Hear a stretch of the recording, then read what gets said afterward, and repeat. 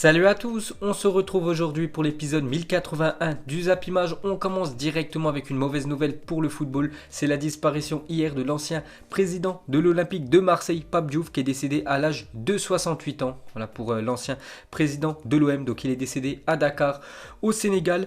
Donc né en 1951 au Tchad, Pape Diouf a été nommé chevalier de la Légion d'honneur par le président François Hollande en 2012. Donc il a déjà quand même reçu la Légion d'honneur en France, Pape Diouf. Donc il laisse derrière lui une grande famille, celle du sang et celle du foot. Donc n'oubliez pas les gars que Pape Diouf, c'est l'arrivée de Guéret du côté de Marseille, mais surtout celle de Deschamps. Quand l'équipe de Marseille a gagné le championnat de Ligue 1 en 2010, Pape Diouf, ce sont aussi les signatures de Ribéry, Pagis, Djibril Cissé, Sana, Zenden, Mandanda et on en passe. Pape Diouf, c'était la qualification en Ligue des Champions quasiment chaque saison pour l'équipe de l'OM. Donc Pape Diouf, c'est l'Olympique de Marseille. Donc c'est un gros manque pour tout le monde du football et surtout pour l'équipe de l'Olympique de Marseille.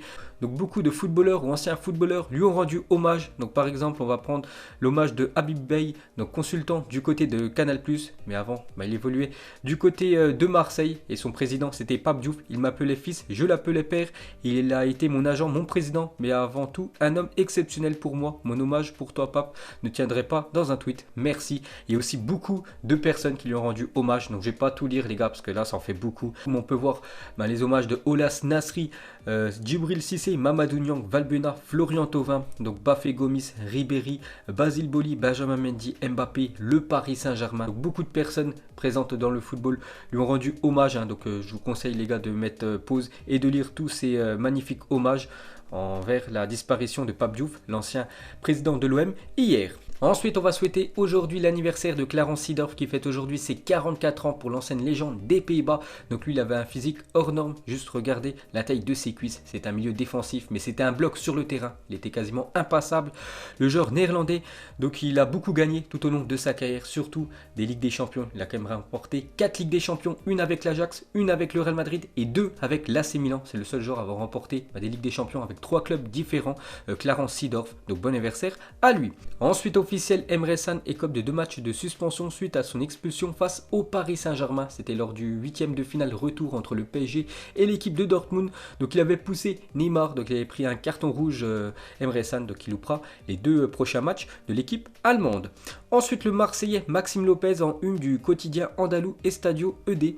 Donc le minot serait toujours suivi de près par le Séville FC. Donc ce serait surtout une bonne porte de sortie, je pense, pour Maxime Lopez qui joue quand même très peu cette saison avec l'équipe de l'Olympique de Marseille. On peut voir que du côté de l'Espagne, il a la cote. Ensuite, selon les informations de l'équipe, un retour de Raheem Sterling à Liverpool n'est pas à exclure.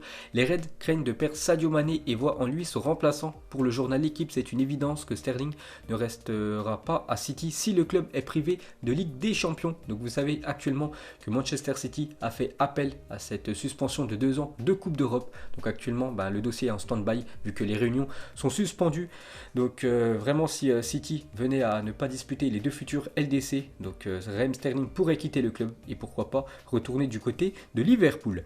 Ensuite, d'après le journal Sport en Espagne, Kurzawa a été proposé au FC Barcelone. Le Barça est intéressé par cette opportunité, le joueur étant libre à partir du 1er juillet 2020. Donc dans quelques semaines, il sera libre.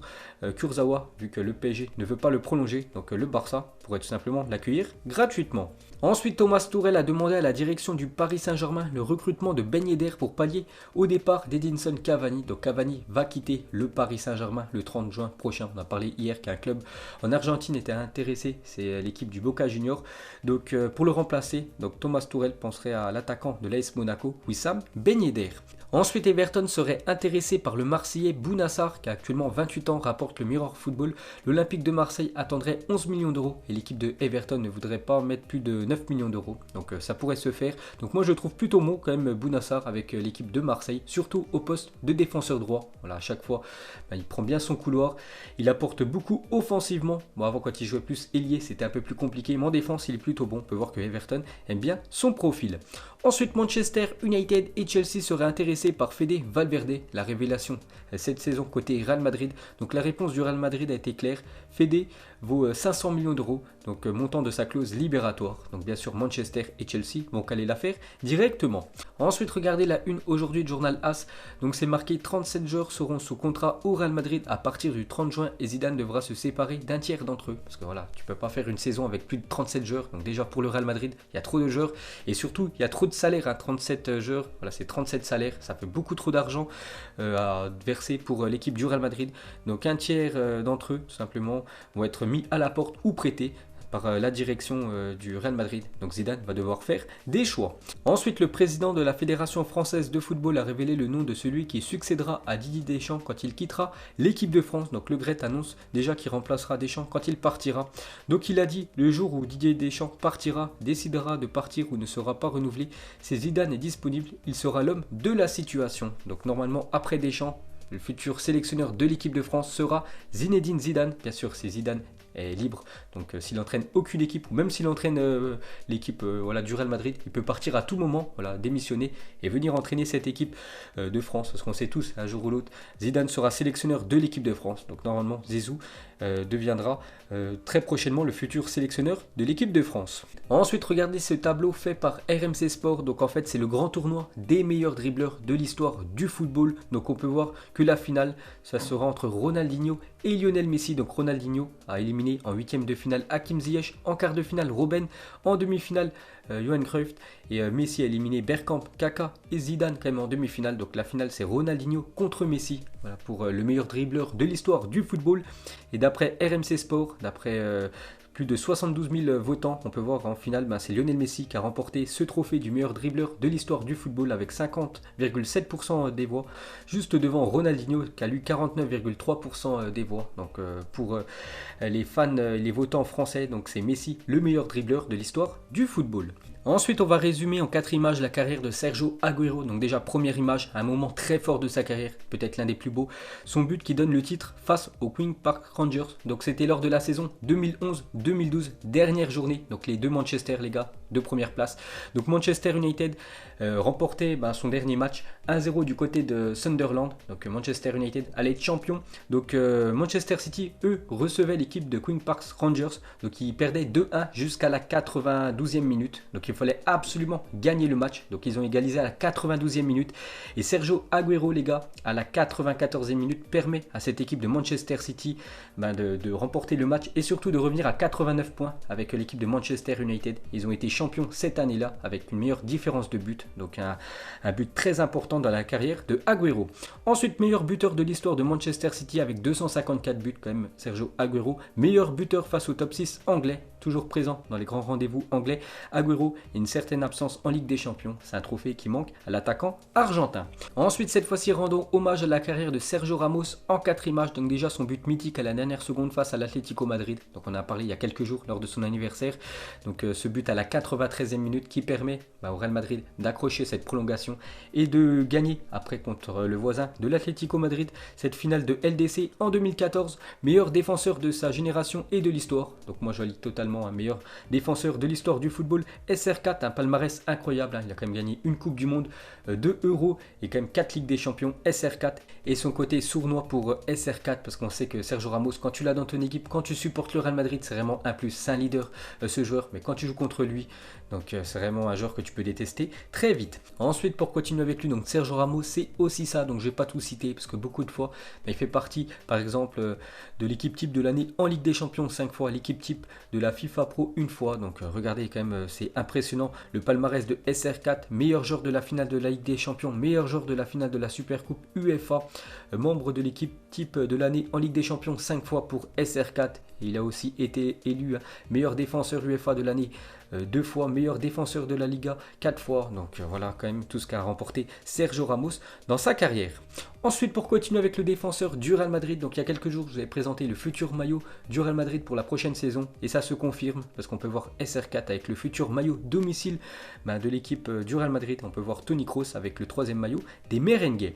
Ensuite, regardez à quoi devrait ressembler le maillot extérieur 2020 de la Norvège. Donc un maillot, on peut dire, en mode glaçon. Voilà le maillot extérieur de la Norvège. Donc peut-être Haaland ou même Odegaard le portera pour cette année 2020.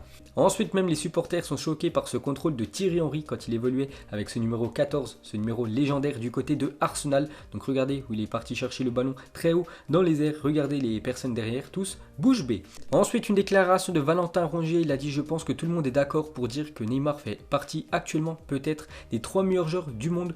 Tous les supporters marseillais vont dire: comment tu peux dire ça, c'est un Parisien, il faut être lucide.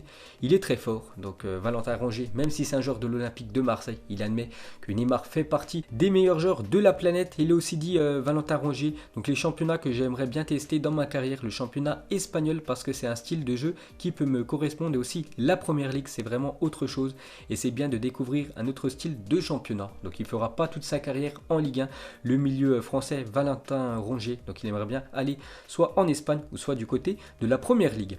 Ensuite, la Fédération française de football vient d'annoncer que la barre des 200 000 licenciés pour le foot féminin vient d'être passée, donc certainement grâce à la Coupe du Monde féminine 2019, l'année dernière, qui se déroulait en France. Donc beaucoup de jeunes filles ont pris quelques semaines plus tard ou quelques mois plus tard une licence de football. Donc la Fédération française de football compte plus de 200 000 licenciés féminines. Ensuite, on va parler de Florent Balmont qui a actuellement 40 ans, annonce qu'il mettra un terme à sa carrière à l'issue de la saison. Donc actuellement, c'est un joueur de Dijon. Donc moi je le vois souvent vu que je suis abonné à cette équipe de Dijon. Donc à la fin de la saison, les gars, il mettra un terme à sa carrière. Donc il a joué quand même dans pas mal d'équipes françaises, dont l'équipe de Dijon, l'équipe de Lille où il a évolué pas mal d'années, l'équipe de Lyon, l'équipe de Nice. Et il a même joué du côté de Toulouse. Ensuite, on revient sur la finale de la Coupe du Monde 2010 entre l'Espagne et les Pays-Bas, deux nations qui n'ont jamais remporté la Coupe du Monde avant cette finale. Et c'est l'Espagne qui s'était imposée 1-0. Donc première Coupe du Monde remportée par les Espagnols grâce à un but d'Andrés Iniesta. Donc on parle souvent du but d'Iniesta, mais il ne faut pas oublier l'arrêt décisif de Casillas face à Robben lors de la finale de la Coupe du Monde 2010. Un arrêt qui a permis à l'Espagne de devenir championne du monde. C'est vrai que Robben face à face contre Casillas, et c'est le portier espagnol qui avait gagné le duel. Et 4 ans plus tard, ces deux pays se retrouvent pour la nouvelle Coupe du Monde 2014. Donc pour ce premier match pour ces deux pays, cette fois-ci grosse revanche des Pays-Bas qui s'était imposé 5-1 contre l'équipe espagnole. Donc une sacrée revanche, mais bon, ils avaient perdu la finale 4 ans avant. Donc l'Espagne éliminée dès le premier tour. C'était une catastrophe l'Espagne en 2014, alors que les Pays-Bas avaient accroché cette troisième place en battant quand même le Brésil chez elle 3-0 pour ce match de la troisième place. Et pour finir ce Zap Image, le premier joueur qui vous vient à l'esprit en voyant ce logo, le logo de l'AC Milan. Donc moi j'ai pensé directement au meilleur défenseur de l'histoire du Milan AC, Paolo Maldini, qui a quand même fait toute sa carrière avec cette équipe du Milan AC.